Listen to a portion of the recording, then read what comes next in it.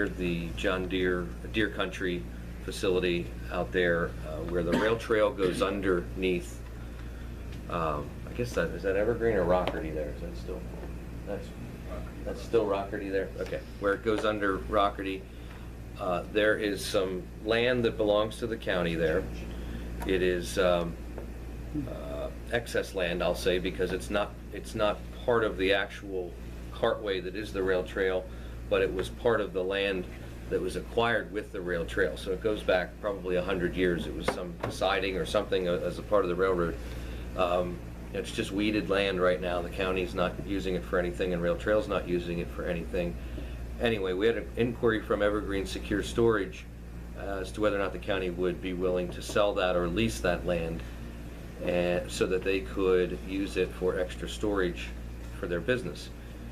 A little research indicates that we can't sell it because when it was purchased, it was included into the National Rail Bank property, but it can be leased. You're allowed to lease that land, just never sell it. So a little bit of back and forth discussion with the folks at Evergreen Storage, and Dave Warner spoke with them a couple of times. Dave has crafted a lease agreement with Evergreen Storage for your consideration. This would be a 5-year lease with 2 5-year renewal options on it for $300 a month. You want to maybe be better if you talk to some of the terms, since you wrote the thing. I'm sitting here reading what you wrote. Yeah. But go ahead. It is $300 per month. We got that amount from our own tax assessment office. They determined that was a fair amount, and Evergreen and us were able to agree upon that being a fair market value with $10 annual increases on the renewal date.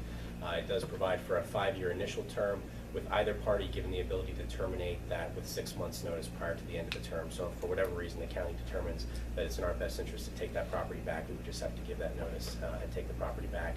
Or if they determine it's not in their commercial best interest or whatever, they would otherwise give that notice.